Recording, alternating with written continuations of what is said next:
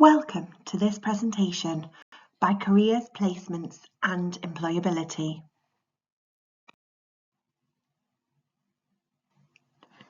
This presentation forms part of our Steps to Success series, where there are 7 steps to success. These steps cover a series of presentations including an introduction to the Careers, Placements and Employability department, along with presentations on developing your CV, and finishing with a presentation on interview top tips. We hope these presentations are useful in supporting your quest to find graduate level employment.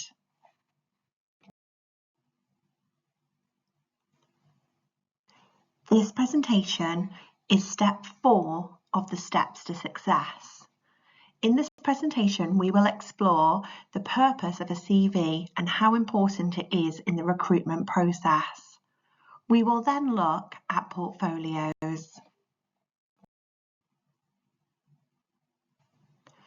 The CV is the first opportunity to showcase yourself to employers.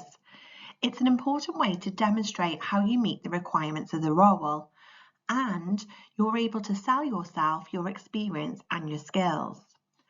As part of the process of preparing your CV, it's incredibly important that you do research into the employer and look at the job specification and personal specification to make sure that you stand out as the candidate they want to interview.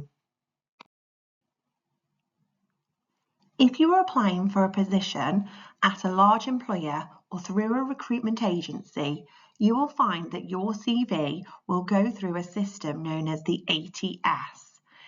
Applicant Tracking Systems, also known as ATS, are an important system to be aware of. They're software that can be used to scan and filter CVs even before a human gets a chance to look at them. So it's incredibly important that the formatting and the keywords and the relevance of the role are integrated into your CV. Otherwise, this system will reject your CV even before an employer has had a chance to look at it to decide if you're suitable for interview. Missing words. By not matching the exact terms in the job advert, this can really impact whether your CV gets seen by the employer. Complex formatting. Try not to use any tables, graphics or columns that the system can't read. Unusual headings. Try to avoid creative titles. Use standard ones such as work experience or education. Incomplete details. If you're missing any dates, locations or any other standard information, this can have a huge impact on whether your CV gets sent to the employer. There is no definitive CV template. Everyone's CV is different, and each CV that you produce will also be different depending on the job that you apply for. Remember that you shouldn't send out the same CV to every employer. Each one that you produce needs to be tailored to the role that you are applying for. Just to remember to be clear, make sure it's easily digestible, and it really sells the skills that you have. Contents of a CV. The next few slides will engage with the contents of the CV. These should include personal details, profile summary, education, relevant skills, employment and experience, and lastly, achievements and interests. The order of these will depend on where you are in your life. If you have just recently completed your degree within the last 5 years, then your education section will be one of the most important ones to sell to an employer, and this will typically go after your personal details and profile. If you've graduated a long time ago and you're now listening to this to support you with your quest for employment, then your employment and experience might go above your education. There's no rule to fit each position that you apply for, and you will need to make the decision based on the job description and personal specification. Personal details. Your personal details is an important section at the very top of the CV. This should begin with your name, which should be clear and often in bold or a slightly larger typeface to make it stand out to an employer. Try not to use any other complex formatting. Email address.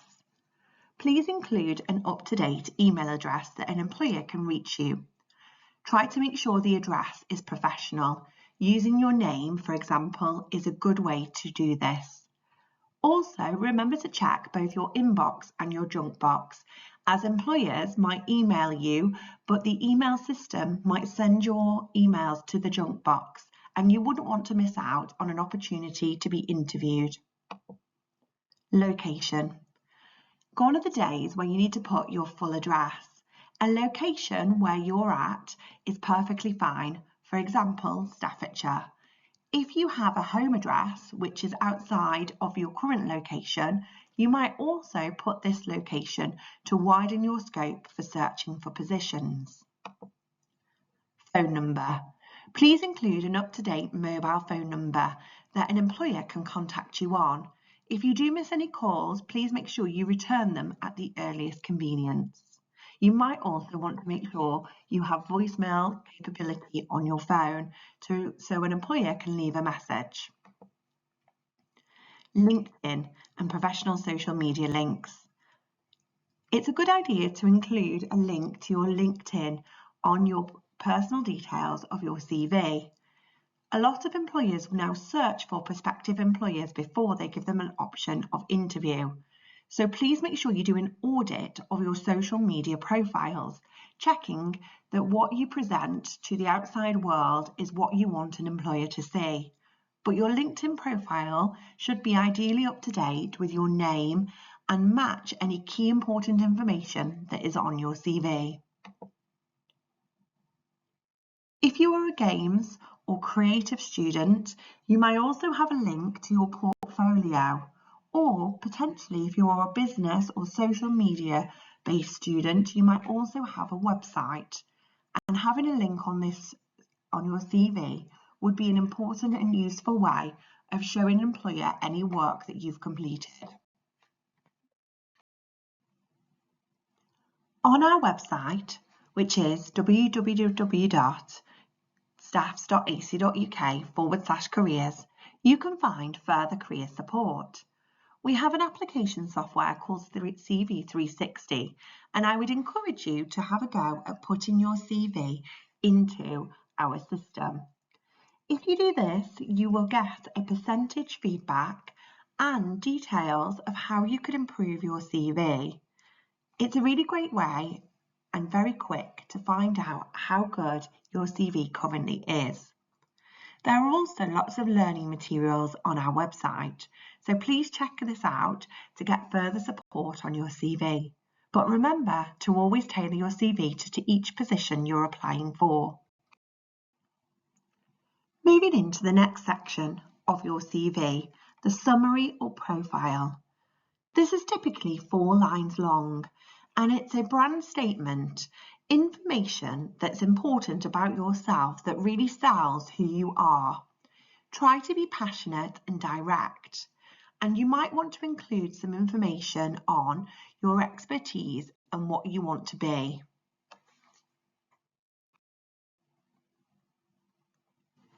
If you are just about to graduate, have recently graduated, or graduated in the last 5 years, your education section will likely be the next section on your CV. In this section, you would want to include the name of the university, the title of the course, and the dates that you studied and graduated, along with the degree classification. As well as this, you might want to highlight any key modules that you have studied. Make sure you read the job application along with the personal specification and criteria, and try to match this to your skills. Within the education section, there might be something that you can connect to that job application. So please make sure you highlight any particular modules that you might have studied and the success that you achieved in them along with the skills that link to the role. and this will really highlight your compatibility.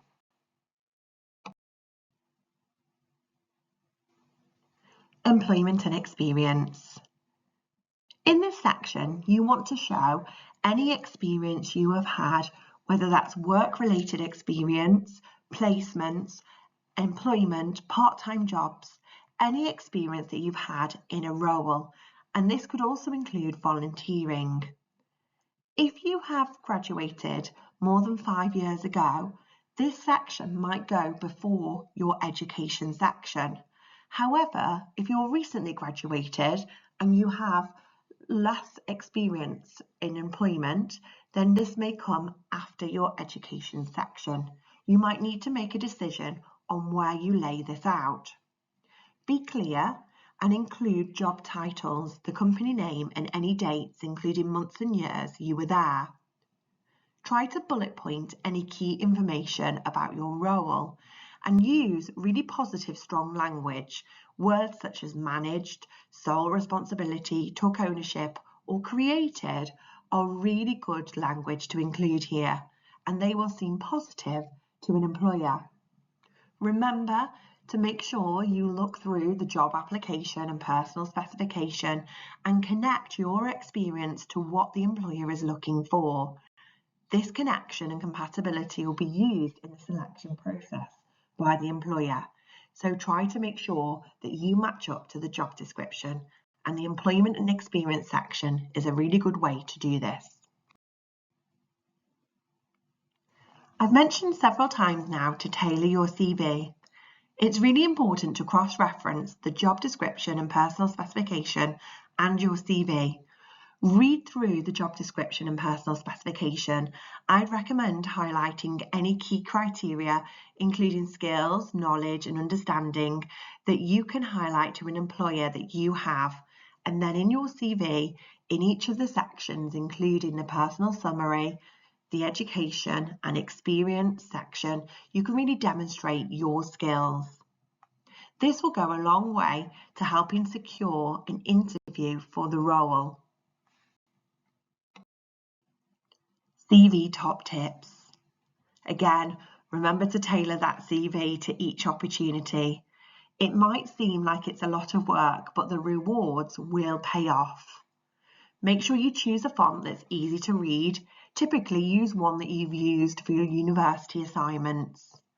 Highlight any achievements you've had, especially in terms of any additional skills or experiences that you might have gained. Bullet point your experience to make it clear. Use positive and strong language. Make sure you check spelling and grammar and punctuation. It's always worth getting someone to proofread your CV. Remember to sell yourself. Include any extracurricular activities and no more than 2 pages. Applying for a role takes time.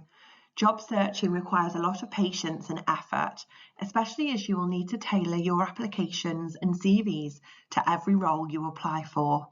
Rejections are part of the process, and if you do manage to make it to interview, please remember to try and get feedback from the employer and use this in a positive way to inform your next applications and interviews. Try to remain positive and take any small wins that you might get. And good luck.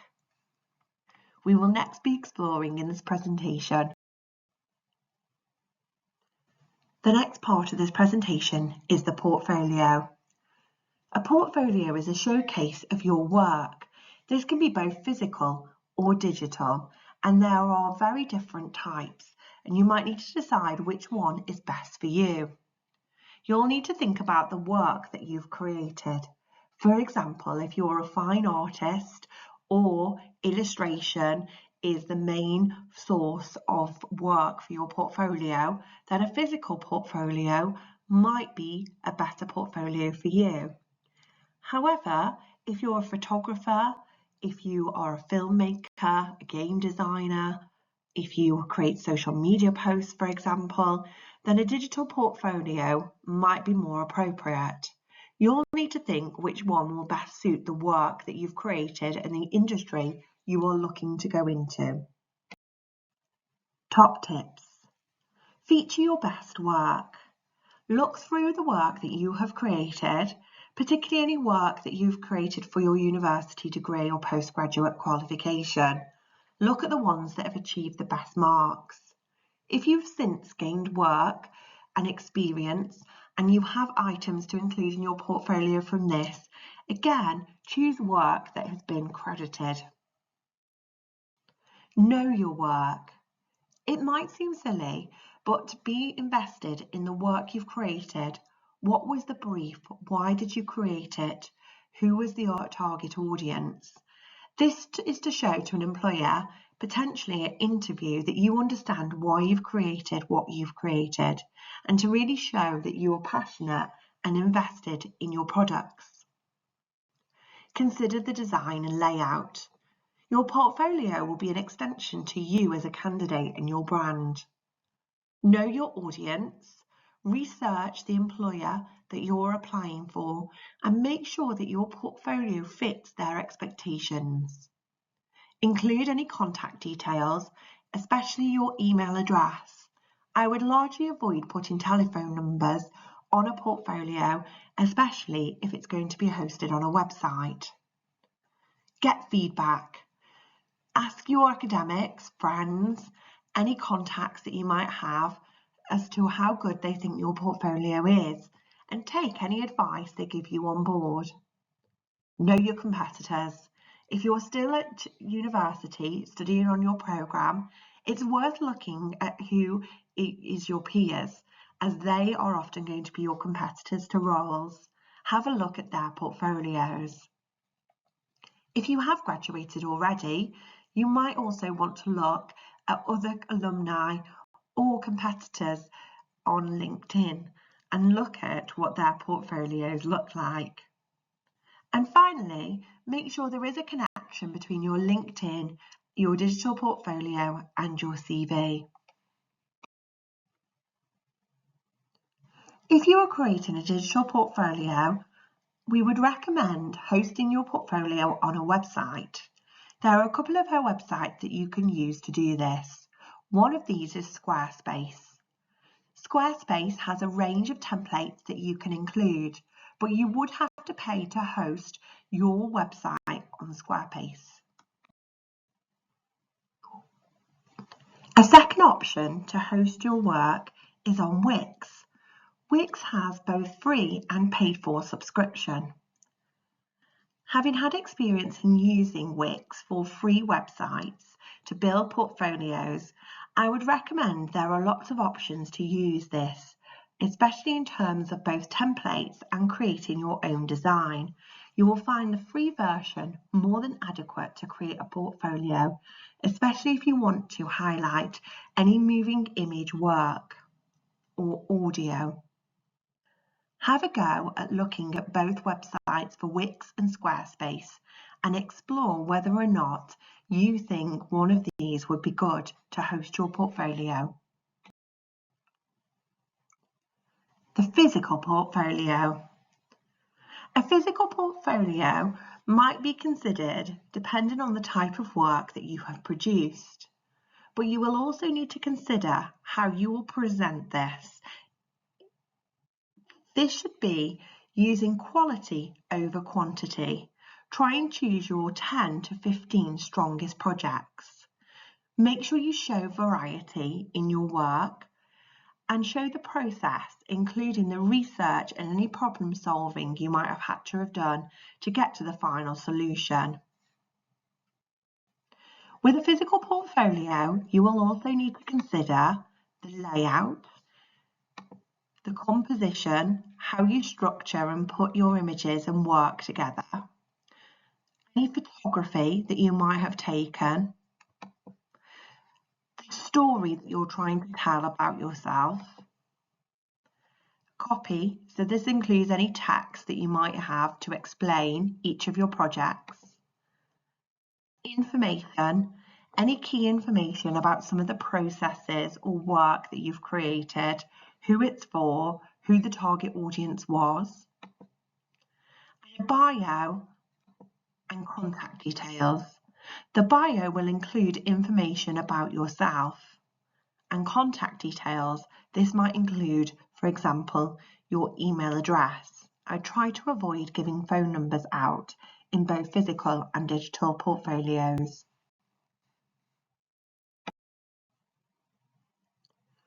When considering a physical portfolio, you might consider the columns and grids to be split into 12 columns, and each split into 1/2, 1/3, or 1/4. This will then allow a skeleton page to be created, and the content will be able to breathe. It will also give structure and balance, and it's one of the first things you might do in InDesign.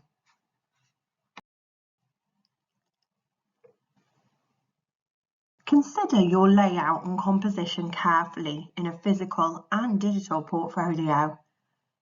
You might want to have one main image known as the hero image. This would be an important image that really sells your work, your product, and who you are, giving some information about its title, the role of the project, and any key other information that might have been included. 2 supporting images can also be given alongside, and this might show, for example, the development of your work, or it might show the range of your work. Underneath this, you might also give a brief and some information to the concept and evaluation. This gives you an example of what it could look like. Really consider your layout, your aesthetics, your brand, and what you want to present in your portfolio to an employer. Now we've looked at both digital and physical portfolios, you'll need to consider which type of portfolio would be best for you. If you're making films, for example, a digital portfolio is going to be much more suitable. But if you're a photographer, either a digital or a physical portfolio might be beneficial. You might even have both. So consider the type of work that you have created and how you want that to be accessed, which you think would be best to present what you have created, and what you think an employer will most likely want to see. You might also ask your peers, your academics, or alumni or careers department which you think would be best for you. Thank you for listening to today's presentation.